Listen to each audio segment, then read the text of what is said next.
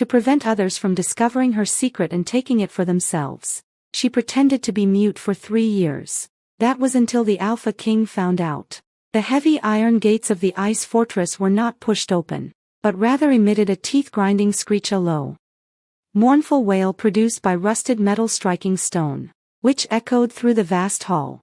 Outside the castle, the harsh winter of the north roared like a pack of 1,000 hungry wolves. But inside, the deathly silence was even more chilling. I stood in the center of the hall, my bare feet pressed against the cold stone floor.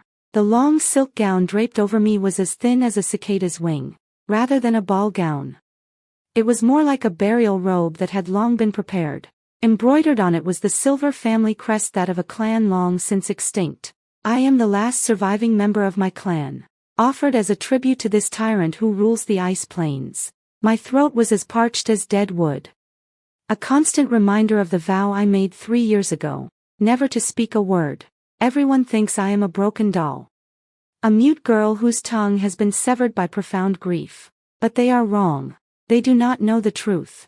They do not know that if I were to speak, if I were to let the lava-hot words within my chest spill out, this sturdy castle would crumble to dust in an instant. Step forward. A voice boomed. It wasn't his voice, but that of the high priest. His withered skin hung loosely from his skeleton like damp leather. I took a step, then another. My heart pounded violently against my ribs, like a trapped bird desperately searching for a way out.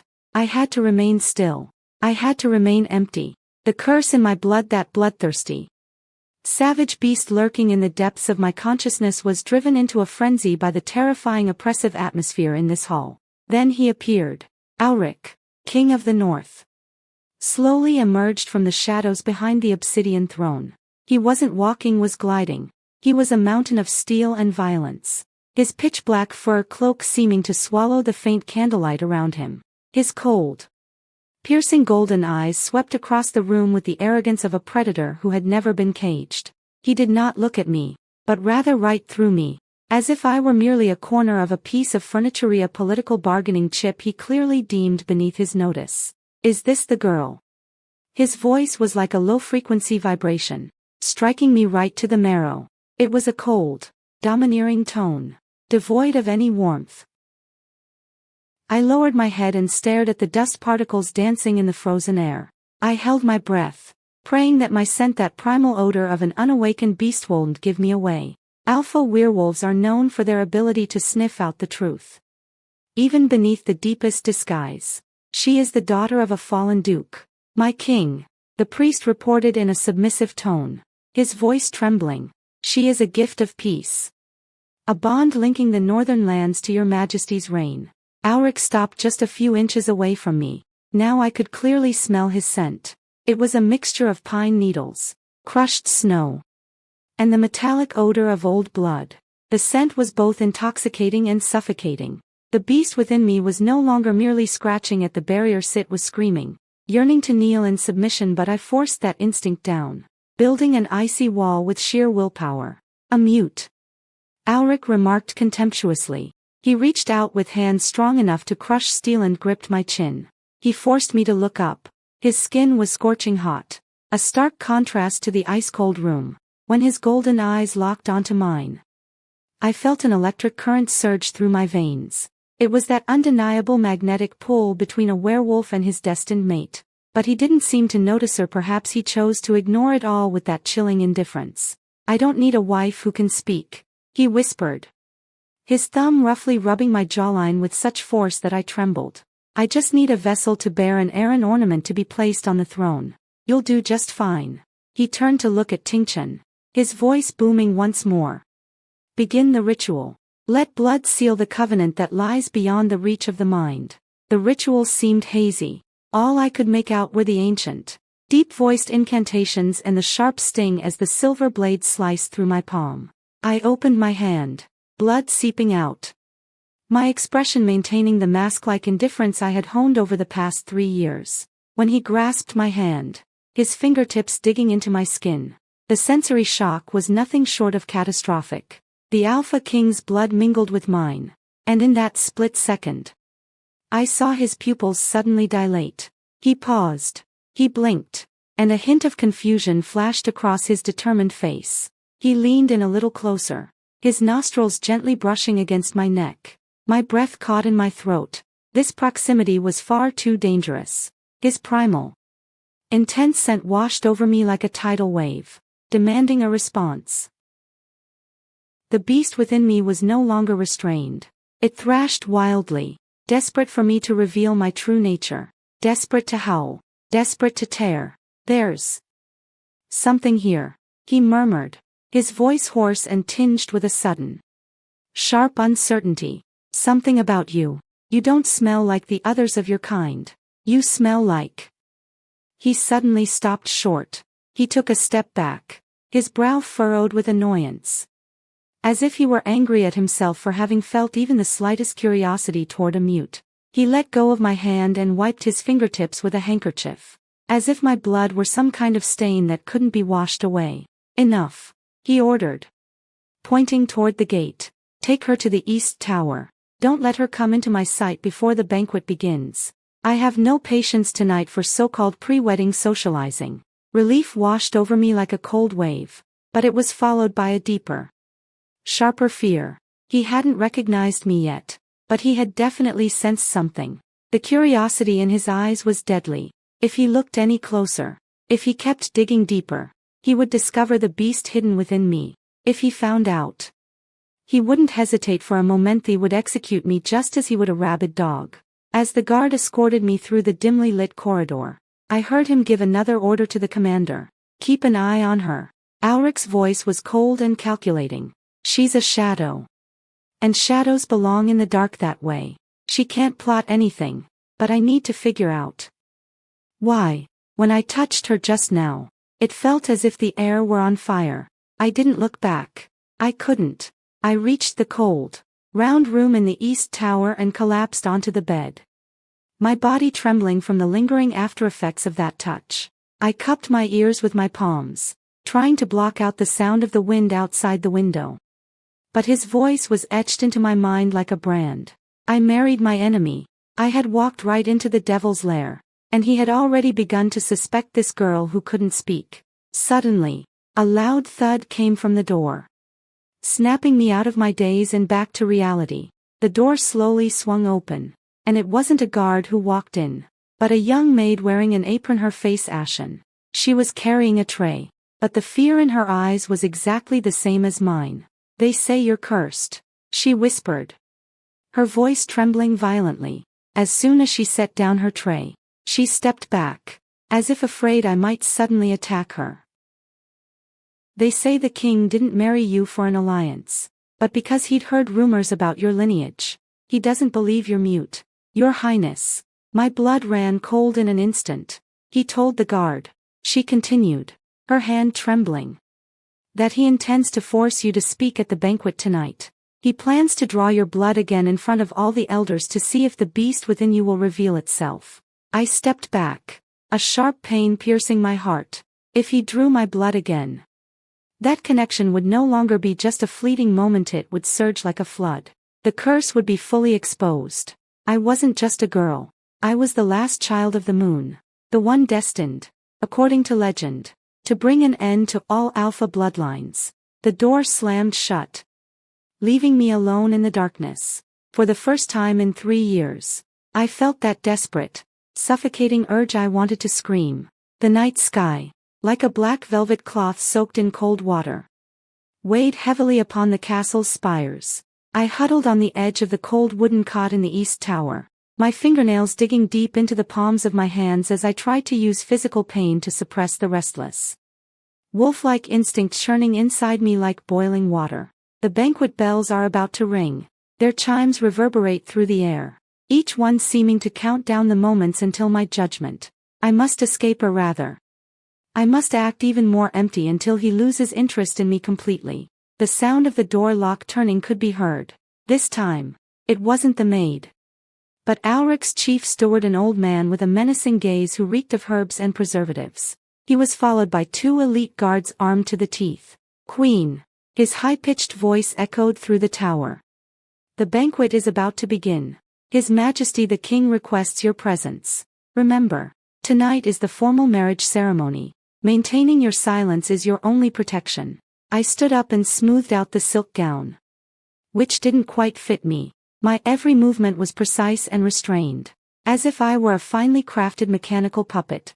The attendant's scrutinizing gaze crept down my spine like a venomous snake, but I forced myself not to flinch, for according to werewolf code, cowardice often arouses a predator's interest more than defiance. We walked through the dimly lit corridor toward the great hall. The torches lining both sides of the corridor cast an eerie blue glow, and the enormous wolfskin mounts hanging on the walls seemed to be breathing in the flickering candlelight. I could feel that oppressive aura of royal authority. Every inch of this place was imprinted with Auric's will. As I walked into the hall, the clamor of conversation fell silent in an instant. Dozens of pairs of eyes belonging to various clan leaders and alpha werewolves all turned to me at once. Those gazes were filled with greed, suspicion, and contempt. They were eager to see this orphan princess from a fallen duchy make a complete fool of herself before the great Alpha King. Auric was sitting on the throne, propping his chin with one hand while playing with a ruby-encrusted goblet in the other. His gaze was like a sharp sword, cutting straight through the crowd and fixing precisely on me. He didn't seem surprised by my arrival. Rather, he had the detached expression of someone watching prey walk into a trap. "Come here." He didn't even stand up. He just casually held out his hand to me. I stepped forward, each step feeling as if I were walking on a knife's edge. The nobles around me began to whisper, discussing my background and this political marriage destined to be devoid of love. My hearing was keener than most, and those deliberately hushed snickers pierced my ears like needles. "Look. It's that mutie can't even say a toast. King Alpha really will marry Enione's even taken a beautiful corpse as his wife." I took Auric's hand. The palm of his hand was even hotter than last time, as if some primal force were awakening within him. He pulled me closer and made me sit down in the seat next to him. "You look nervous, my queen," he whispered in my ear, his voice low but loud enough for the circle of people around us to hear. "Are you afraid of me?" The heat from his breath made my earlobes turn red. I kept my head down and bit my lower lip hard, refusing to give him any response. "I don't like silence," he said, his tone taking a sudden turn, tinged with a kind of chilling danger, especially when I can smell that suppressed fear on you. "You're hiding something, aren't you?" He raised his glass, his fingers gently tracing its rim. It was a suggestive gesture. He was watching my reaction. I felt a shiver as if I were being watched, a chill as though I were standing naked in the dead of winter. My fingertips trembled slightly, but he suddenly clamped his hand over mine. In that split second, the beast within me sensed a threat. Auric was guiding me. He wanted to use this pressure to lure my defenses into collapse. "Everyone wants to see." Auric chuckled softly. His laughter was devoid of any emotion, sounding more like the grinding of a knife. "Whether the queen's voice has truly vanished completely due to the curse, just as the rumors say." He drew a ritual dagger engraved with runes from his waist. A faint glow shimmered along its cold, silver blade. It was a holy silver weapon specifically designed to suppress a werewolf's frenzy and pierce through its disguise. The hall fell deathly silent. Everyone was holding their breath, waiting for this moment. As soon as he made a small cut in my skin, that distinctive smell of blood would instantly reveal my true identity. "Give me your hand," he commanded, a mad, desperate longing flashing in his eyes. "Let's see what secrets are hidden in your throat." I sensed the shadow of death. If I refused, I would be executed on the spot for rebellion against the crown. If I complied, my secret would be exposed before everyone's eyes, and I would face a confinement more cruel than death. My gaze swept around the room, searching for any chance of escape. Just then, the side door of the hall was suddenly smashed open. A guard covered in blood stumbled in, screaming at the top of his lungs. "Betrayal! The Western clans have launched a surprise attack. They've infiltrated the castle's dungeons." Auric froze in his tracks. His pupils suddenly contracted, and the rage of an alpha erupted in an instant. The temperature in the entire hall seemed to plummet sharply because of his fury. "You're asking for it," he growled, flicking his wrist to hurl the dagger toward the ground. The dagger sank deep into the stone slab, just a few inches from the tip of my shoe. Chaos erupted. The nobles fled in terror, while I stood at the center of the turmoil, watching Alric with his back to Maia's broad silhouette exuding an overwhelming sense of power. He didn't look at me. For there was now a threat more urgent than interrogating the mute girl. I should have felt relieved. But just as he turned to leave, his golden eyes met mine for one last second amid the chaos. In that moment, I distinctly saw in his gaze a deeply dangerous fascination. He had no intention of letting me off the hook. He just put it off for a while. I leaned against the cold wall pillar, gasping for breath. The invasion by the Western clans was no accident, it was a long-planned palace coup. And here I was, left behind in this castle that was about to become a battlefield, surrounded by a curse that could turn on me at any moment, and facing the unfathomable Alpha King. I looked down at the silver dagger on the ground. If I didn't take the initiative, I would soon become a victim of this hopeless situation. The dome of the hall trembled on the verge of collapse amid the clanging sounds, and dust rained down like a blizzard. I stood amid the chaotic throng, my ears filled with the clanging of clashing metal and the low growls of the werewolves. Assassins from the Western clans surged in like a black tide through the shattered side doors, driven by a single goal: the vacant obsidian throne. I pressed myself against the cold stone pillar, trying my best to blend into the shadows. My instincts were screaming at me, this is my chance. Chaos is the best cover as long as I don't reveal any of my power. Even if I'm captured, I can pass myself off as an insignificant piece of spoils. Protect the queen.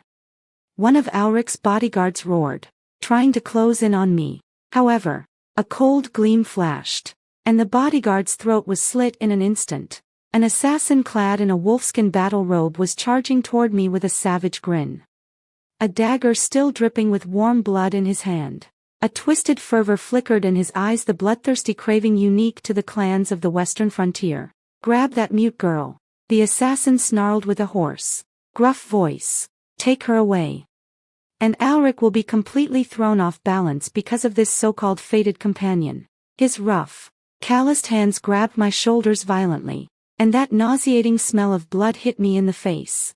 In that instant, I shuddered uncontrollably, not out of fear, but because the beast lurking within me had been provoked. My fingernails dug into the flesh of my palms. I had to hold back. I absolutely could not unleash my power at that moment, but I was still too careless. When he tried to drag me toward the side door, his strength exceeded my expectations, and that suffocating feeling of being trapped instantly triggered my subconscious defense mechanisms. Just as his dagger closed in on my throat once more, I didn't cry out for help.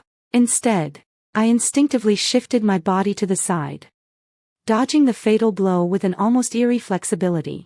Without a moment's hesitation, I raised my elbow and, with textbook-perfect martial arts precision, slammed it hard into the vulnerable junction of his ribs. With a sharp crack, the assassin was flung backward like a kite whose string had snapped, slamming violently into the stone wall. Blood spurted from his mouth, and he collapsed instantly. The hustle and bustle all around seemed to come to a standstill at that moment. An assassin from the western frontier standing not far from me froze. He stared in astonishment at his comrade on the ground, then glanced at me.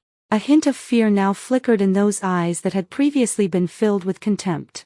I realized I had made a grave mistake. In this medieval kingdom, how could a lowly, disabled mute girl possibly know such deadly combat techniques? My heart sank suddenly. Just then, the assassin roared and lunged at me, swinging his long sword toward my heart. There was no time left to maintain my disguise. I closed my eyes and let that long-desired energy course through my body. It was my secret, the forbidden bloodline that the world feared. In an instant, my body grew light as a feather.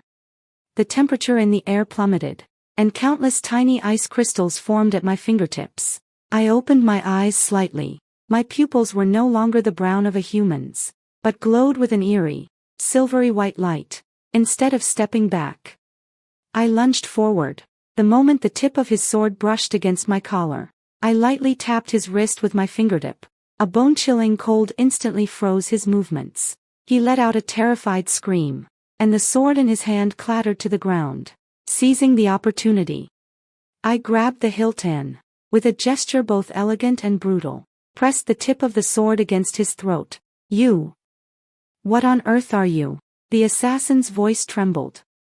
He looked at me as if I were a demon that had crawled out of hell. I didn't say a word, because I couldn't speak. I stared at him with those cold, lifeless eyes, and the sense of oppression emanating from a dominant predator made him forget even to resist. Irina. A deep male voice came from the side corridor. I shuddered and immediately let go of the sword in my hand. That eerie power receded like a tide. I quickly gathered my composure, turned around, and withdrew into that humble posture. Alric was standing not far away, an enemy's severed limb still dangling from one of his hands, his black fur robe stained with splotches of blood. He was panting, his golden pupils contracting slightly as he fixed his gaze intently on me and the assassin, who lay limp on the ground. Utterly terrified, he saw it all, or rather, he saw the final moments of that bizarre battle. He strode toward me, every step felt like a blow to my heart. He stopped right in front of me, and the terrifying, oppressive presence of an alpha king nearly suffocated me. He paid no attention to the remaining assassins. His focus was entirely on me. He reached out his hand. This time, he didn't use a forceful gesture, but instead gently lifted my chin. His gaze swept over the hand I just used to swing my sword, then over the assassin lying on the ground. What move did you just use? His voice was hoarse, tinged with a curiosity or perhaps fear that bordered on trembling. I lowered my head, pretending to be utterly terrified, my eyes brimming with tears. I shook my head tremblingly, then grabbed one of his hands and quickly wrote on it, "Self-defense." His gaze lingered on the palm of my hand for a long time, as if he were trying to read more of the truth from those words. The air fell deathly silent, broken only by the occasional scream in the distance. Self-defense. He repeated the word, a hint of skepticism in his voice. He suddenly lowered his head, pressing the tip of his nose against my neck, and took another deep sniff. This time, he showed no sign of disgust. Instead, he let out a low growl, as if he were struggling to suppress something. "Your blood," he said hoarsely, his fingertips brushing against mine which had just turned white from the strain. In that split second just now, I caught a whiff of it, not the rot of a mute, not the scent of a lowly handmaiden, but an ancient, powerful force, one that even made my wolf's blood tremble. He looked up, his golden eyes blazing with a frenzied desire to possess me at that moment. He yanked me into his embrace, his icy chest pressing down on me with such force that it felt as if he were trying to merge me into his very flesh and blood. "Who are you, really?" he whispered in my ear, his voice both a curse and an invitation. "No matter who you are, no matter what secrets you're hiding, after tonight, don't even think about slipping out of my sight." The sounds of battle outside gradually faded, and the guards began to clear the battlefield. But I knew that the real crisis had only just begun. Alric picked me up and strode deep into the main tower. He didn't return to the banquet hall, nor did he go to deal with the rebels. Instead, he led me to the forbidden bedchamber at the very heart of the royal palace. He closed the front door and pinned me against the cold wall. The coldness in his eyes had vanished, replaced by a kind of obsession, one that teetered on the edge of losing control after a secret had been revealed. "Now that I've seen your secret," he said, his voice frenzied as he pressed his lips against mine, "get ready to face the consequences. My queen." The air in the bedchamber was thick and stifling. The flames in the fireplace flickered, casting distorted shadows that stretched Alric's broad shoulders into the silhouette of some fearsome monster. He pinned me against the cold stone wall, and that powerful aura of territorial dominancy so characteristic of the Alpha King made every inch of my skin tremble. "Why won't you answer?" he growled, one hand braced against the wall beside me, the other gripping my chin firmly, forcing me to look straight into his eyes, which burned with a golden wildfire. "Back in that hall just now, your hand wasn't trembling. That elite assassin from the western frontier died by your hand. And you didn't even miss a beat. I lowered my gaze, my long eyelashes casting a shadow over my eyes. I feigned utter terror, letting out a series of faint, pained whimpers. I had to keep playing the role of this lowly mute girl. I had to make him believe it was merely a stress response triggered by extreme oppression, rather than a power rooted in my bloodline. Don't look at me like that, he sneered, though his tone betrayed a kind of uncontrolled madness. Do you really think you can pull the wool over my eyes? My senses have never deceived me, even if you've blocked out your scent, even if you're wearing this fragile mask. The moment you touched me just now, I felt it wasn't human warmth. It was frost, a kind of ice older than even my north. He suddenly leaned in, bearing down on me with an intense sense of aggression.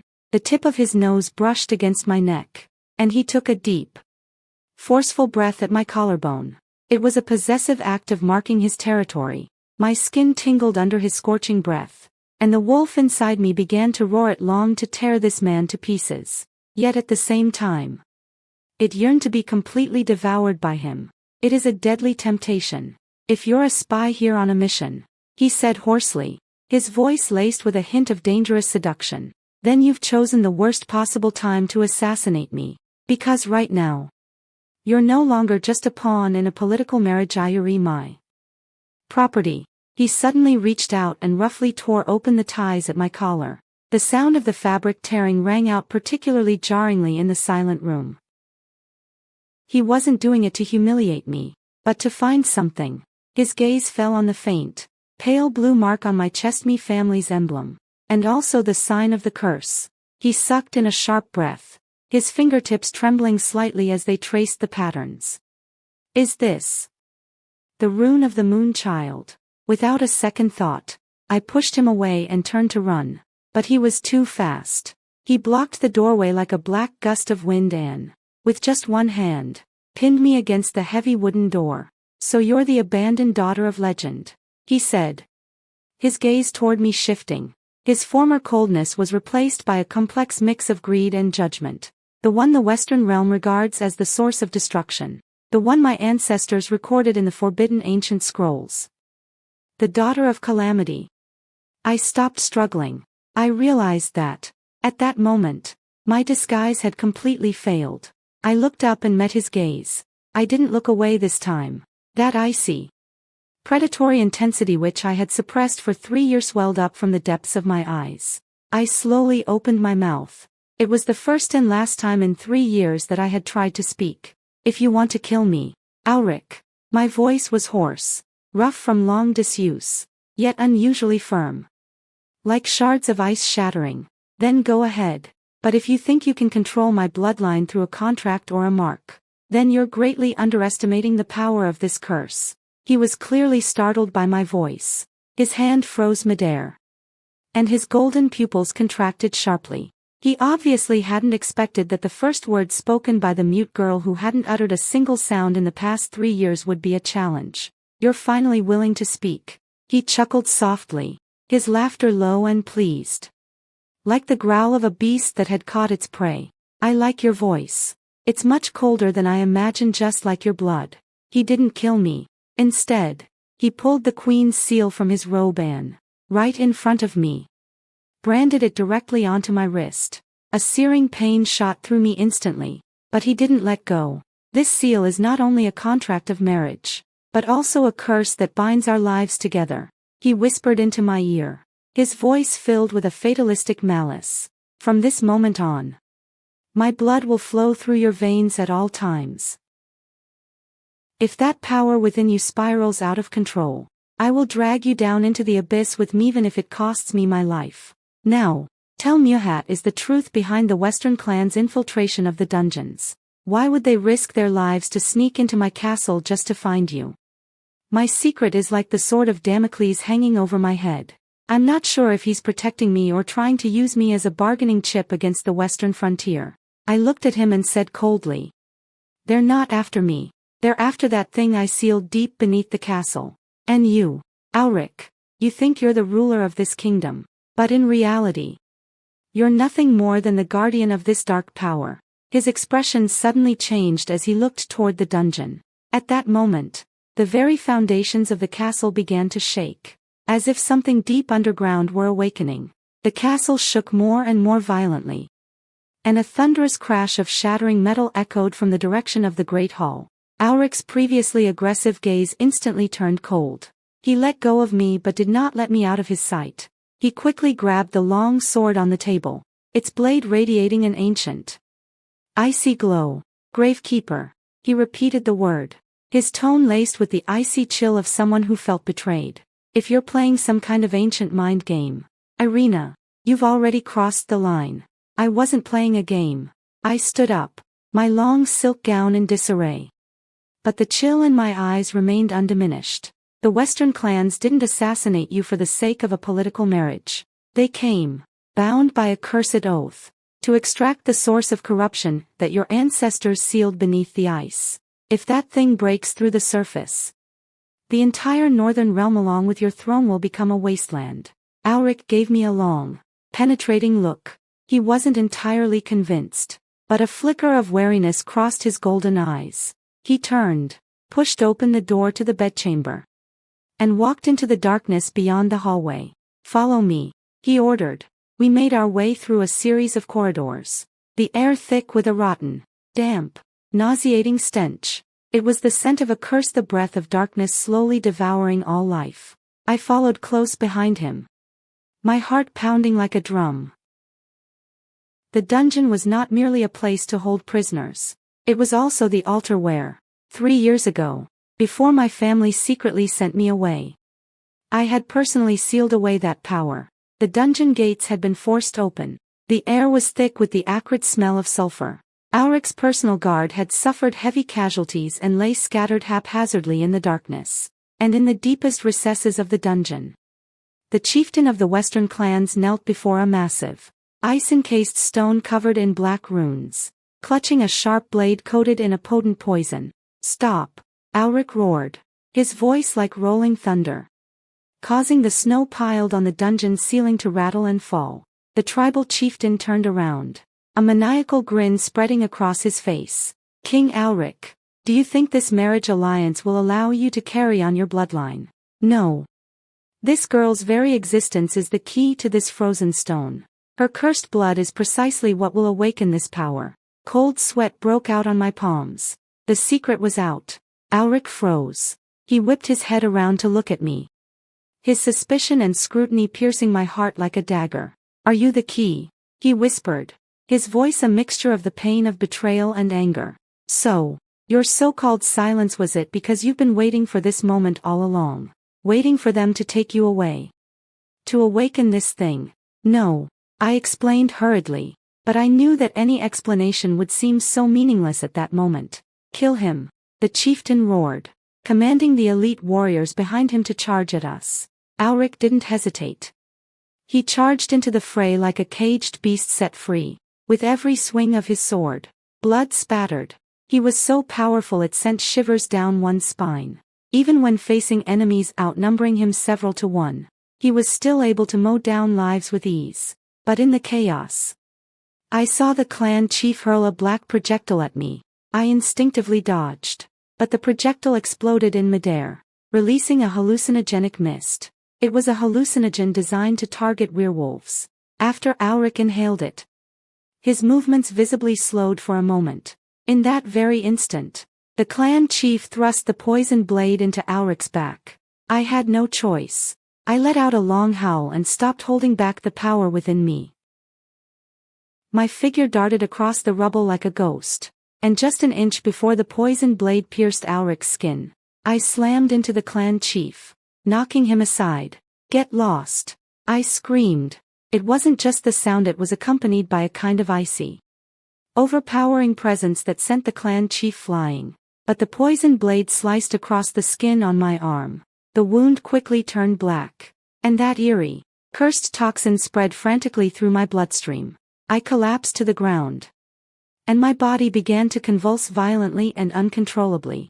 Ulrich quickly disposed of the tribal chief, then rushed over and embraced me. When his hand touched my bleeding wound, his face turned ashen. Damn it! This is the Black Witch's poison from the western frontier. He tried to draw out the toxin with his own blood. But when the toxin sensed the power of the Alpha King, it surged even more violently toward my heart. "Let me go," I gasped. That icy chill gathering from my limbs and spreading toward my heart. "If I die, the seal won't be broken." "Shut up," he roared, a look of fear appearing in his golden eyes for the first time. He suddenly scooped me up and, paying no heed to the remaining enemies around us, rushed frantically toward the bedchamber. As I looked at his tense profile, the anguish in his expression as he cared not a whit for royal authority or dignity in his desperate attempt to save me made my heart ache. Was this really that cold-hearted tyrant? No, the way he looked now. He was simply a man on the verge of losing what mattered most to him. My consciousness began to fade. Just before I closed my eyes, I saw the frozen stone deep within the dungeon, sensing the power leaking from me, emitting a faint cracking sound. If I survive, I will become a threat in his eyes. If I die, the world will be plunged into darkness. When I opened my eyes again, I was met with the familiar dim light of the bedchamber. A dull ache radiated from my chest, as if countless tiny ice needles were constantly piercing my bone marrow. The air was thick with the pungent, bitter scent of herbs. Ulrich sat at the edge of the bed. His usually immaculately groomed long black hair was disheveled, and his gold-embroidered royal robe, long since torn to shreds in battle, lay in tatters, revealing his muscular, blood-stained chest. He was looking down at me. His golden eyes, which were usually as cold as the dead of winter, were now tinged with a faint, barely concealed flush of red. When he realized I had woken up, a complex mix of anxiety and anger flashed across his face, followed by an indescribable weariness. "You're awake." His voice was hoarse, as if it had just been scraped against the edge of a knife. I tried to sit up, but found my limbs as heavy as if they were filled with lead, and the black curse mark beneath my skin was pulsing faintly. Ulrich grabbed my shoulder with such force that I winced. He was no longer as arrogant as before. Instead, with a tenderness bordering on compulsion, he pressed me back down onto the soft pillow. "Don't move," he ordered, then picked up a bowl of dark brown potion from the wooden table beside him, a powerful antidote to voodoo, though it came at the cost of an excruciating burning sensation. "Why did you save me?" I asked, my voice still hoarse but sounding unusually clear in the silent room. I stared into his eyes. "If you'd killed me, you'd be the sole ruler of this land. Without the key to the curse, no one would threaten your throne. Why waste your royal elixir on me?" Ulrich's hand, holding the spoon, hung in midair. He gave me a cold glance and suddenly slammed the bowl of medicine down on the table. He leaned in, his cold, thin lips almost brushing my earlobe, his voice low and dangerous. "Because you are my partner, even if this contract is riddled with deceit, even if you are the key, even if a curse that unsettles me flows through your veins the moment the ritual ends, your life belongs to me. I will not allow my possession to die in such a foolish way." He picked up the bowl of medicine without even using a spoon and instead cupped my face in his hands, forcing the bitter liquid down my throat. His movements were rough, yet they conveyed a determination that sent shivers down my spine. As the medicine slid down my throat, it burned through my internal organs like a raging fire, and I couldn't help but clamp my hands around his arms, my fingernails digging deep into his hard muscles. He didn't pull away. Instead, he let me take it out on him until my pained gasp subsided. "The dungeon?" I asked haltingly. "That frozen stone?" "While you were unconscious, I had the dungeon completely sealed off," Ulrich said, turning his back to me. His broad silhouette looked somewhat lonely in the candlelight. "But I can't erase that vibration. The curse senses your presence, Irina. As long as you're alive, whatever is in the dungeon will keep trying to awaken." He turned his head, a complex gleam flashing in his golden eyes. "Who are you, exactly?" "That so-called daughter of Calamity, if I recall correctly. She was a sacrifice born in ancient times to seal the bloodline of the wolf god. Have you come to put an end to me?" As I looked at him, an overwhelming sense of sorrow welled up inside me. He was the Alpha King, shouldering the fate of the entire kingdom, while I was the hidden threat destined to bring about its destruction. I reached out and gently touched the still wet bloodstain on his collar, a mark left behind as he saved me. What if I said yes? I asked softly. What would you do if you discovered that your wife, the one destined to be your spouse, had been born to destroy your kingdom? The air in the bedchamber seemed to stand still. He didn't answer right away, but just stared intently at me. The oppressive atmosphere made even the candlelight on the wall flicker. After a long while, he reached out and placed his hand over the back of my pale hand. His palm was burning hot. And that strength flowed steadily through me with every touch. Then I'll destroy this world before that day comes, he whispered, his eyes wild. As long as you're by my side, what does hell matter? My heart skipped a beat, before I had a chance to process the implications of those words. The door to my bedchamber was flung open. A blood-soaked bodyguard stumbled in and knelt at the doorway, his voice filled with terror. Your Majesty, it's terrible.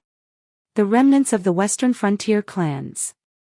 They haven't retreated, Thivi. They've joined forces with the Blood clan from the south and are launching a full-scale assault on the castle. They demand the queen be handed over, or else they'll raze the entire frozen fortress to the ground. Auric sprang to his feet. In that instant, the murderous aura of a king erupted from him, shattering even the snow on the ground. He looked at me, and in his gaze there was a barely perceptible hint of reluctance. Stay right here, he said, drawing his long sword. His voice as cold and hard as iron. No matter what sounds you hear, you must not come out. He turned and walked toward the battlefield. As I watched his figure recede into the distance, I felt the power within me resonating uncontrollably. I knew that the stone, that thing in the dungeon, could wait no longer. It was calling to me. After Auric left, the bedchamber was eerily silent. Outside the window, screams intertwined with the metallic clang of clashing swords. Like a symphony of death, the entire castle was trembling. And I could clearly feel that dark power from the depths of the dungeon surging frantically up through the foundation. It's calling to me. It knows that as soon as I die, or as soon as I break down, it will break through the seal. I struggled to my feet, my frail body giving way as I tumbled from the bed. The cold floor stung my skin like needles. I couldn't stay here. I couldn't let Auric exhaust his last ounce of strength protecting me. The daughter of Calamity. This wasn't just his war. It was my destiny.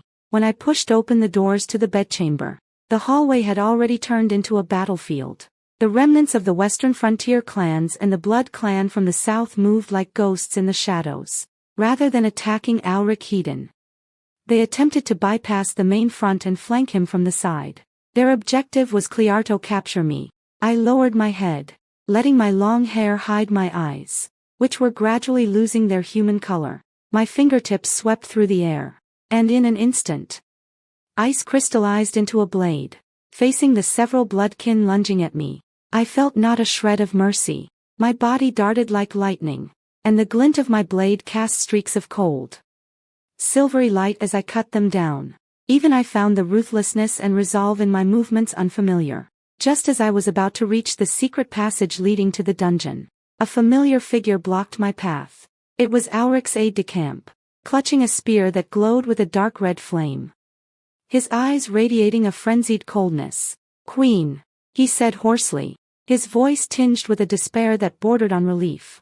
"His Majesty the King has already nearly slaughtered all his finest troops for your sake. If you show up here now, it will only hasten his death. For the sake of the North, please, go die." He hurled his spear, its tip ablaze with magical fire, straight at my heart. I didn't dodge. I raised my hand, and a surge of ferocious, icy energy erupted from my palm, shattering the spear into dust right in midair. Then I closed in on him and clamped my fingers directly around his throat. I could feel the fear pulsing through his veins. "Tell those guys hiding in the shadows," I whispered in his ear, my voice as cold as the abyss, "that if they want this key, they'll have to come down to the dungeon and get it themselves." I let go of him and strode toward the dungeon entrance. There, Auric was locked in a fierce struggle with the king of the Blood clan. He was covered in blood, and his golden eyes flashed with the rage and ferocity of an alpha werewolf. Every sword stroke he made sent a whirlwind swirling, But he was too exhausted. His movements were beginning to slow. And the Blood Clan's venomous claws had already left wounds on his shoulders deep enough to expose the bone. "Alric!" I screamed. He turned his head, his pupils contracting sharply, when he saw that I had actually run out of the bedchamber. A look of rage bordering on despair spread across his face. "I told you to stay there," he roared, turning to charge at me, but the Vampire King held him fast. "You can't protect me," I shouted at him, my voice cutting through the din of battle. "I'm not your trophy, I am the curse itself." I charged into the fray, pressed my palms together, and unleashed all of the forbidden bloodline within me. At that moment, the entrance to the entire dungeon was sealed off by a thick wall of ice. And the dark power emanating from the depths of the dungeon finally achieved its final resonance with the curse within me. I felt an unprecedented power surging through every fiber of my being. It wasn't my own power, but the ancient will of the wolf god, which had been sealed away for 1,000 years. I felt my bones realigning, and every nerve in my body burning. Alric broke free from the Vampire King's grip and ran frantically toward me. The murderous intent in his eyes was replaced by a heart-wrenching terror. "Don't touch that curse!" he shouted, reaching out to grab me, but I was already standing before that frozen stone. At my touch, it shattered like a sheet of paper. A blinding light burst forth from the crack in the ground, engulfing me entirely. In the final moment before I lost consciousness, what I felt was not destruction, but the warmth of his body as he rushed into that light, holding me tightly, refusing to let go even as he burned himself. He caught up with me after all. This damn fatigue won't even let me face death alone. The light was no mere illusion. It was like scorching lava, searing every inch of my skin. The dungeon was collapsing, and boulders rained down, but Alric shielded me tightly, his broad back becoming my only protection. I felt his blood dripping onto my face, warm, metallic, and sweet. It was the life force of the King of the North, rushing madly from his wounds. "What are you doing?" I whispered hoarsely, my fingertips trembling as I pressed them against his bleeding wound. He didn't let go of me. Instead, he held me even tighter, his golden eyes, which had once revealed nothing but coldness, were now brimming with the utmost tenderness and resolve. "If this is the end of our destiny," he whispered into my ear, his voice so deep it sounded as if he were reciting an ancient oath, "then, before we reach that end, I will burn my very last breath to pave the way for you." As soon as he finished speaking, the ferocious, wolf-like power of the Alpha King within him actually began to fuse with the curse energy leaking from my body. This was an unprecedented miracle in history, even a taboo. At that moment, the two opposing forces no longer clashed. Instead, like two intertwining galaxies, they completely enveloped us. That power from the sun of the moon, which had been suppressed for 1,000 years, was completely tamed, not through a seal, but through this bond formed at any cost. The collapse came to a halt. The rocks all around us hung suspended in midair, as if time had stood still in that moment. The light gradually faded, and I felt my consciousness become tightly intertwined with his, with no secrets, no pretense. In that instant, he took upon himself all the curses and suffering I had been bearing. He let out a muffled groan, and blood trickled from the corner of his mouth. The fusion of their powers was too intense, but he still held me steady. "Irina," he called my name softly, his voice stripped of a tyrant's arrogance and filled only with deep affection. "Is this the secret you've been hiding for 3 years? You carry the cold of the entire world on your shoulders. Yet you've been waiting for someone who can hold you." I finally shed my first tear in 3 years. It wasn't just a tear. As it rolled down my cheek, I let down my guard for the first time. I looked up and met his gaze. "Do you still want this throne?" I asked. "If the price is losing you, this throne and this frozen city along with Itis worth less than a single strand of your hair." Just then, the remaining Western Frontier assassins and the Vampire Lord, witnessing this miracle of fusion, fled in terror. But it was all over. When the last boulder fell and the dust settled, we stood where the sealed site had once been, surrounded by ruins, yet the dark aura that had weighed heavily on everyone's hearts had vanished completely. After that battle, A legend spread throughout the kingdom. Irina, the mute girl, had not brought destruction, but had awakened the true Lord of the North. A month later, the coronation ceremony took place in the capital. I am no longer the maid cowering in the corner, nor the mute girl feigning silence. Dressed in a deep red robe, I walk down the corridor leading to the throne. At my side, Ulrich wears a black tuxedo. The moment his golden eyes meet mine, there is no trace of coldness in the unreserved focus. When he personally placed the queen's crown on my head, he did not linger there as the ceremony dictated. Instead, in front of all the nobles, he kissed the back of my hand, deeply, the highest honor bestowed upon a spouse. From this day forward, he declared to the entire realm, his voice echoing across the entire ice plain, the throne will not be occupied by the king alone. Irina is my only covenant, and my only redemption. I finally spoke, my voice as clear as a mountain spring, breaking the 3-year silence. In this life, this vow alone shall remain unwavering until death. The bell in the banquet hall tolled. The wind and snow continued to rage outside the window. But inside the castle, there were no longer any hungry wolves, nor any plots or betrayals. I sat beside him, feeling the warmth of his palm. That pact that once forced union had long since been transformed, through the baptism of blood and fire, into a promise to last a lifetime. The long night of the North has finally come to an end. The first rays of dawn pierced through the window panes of the ice fortress and fell upon our throne. And with this dawn, a new chapter in my story has begun.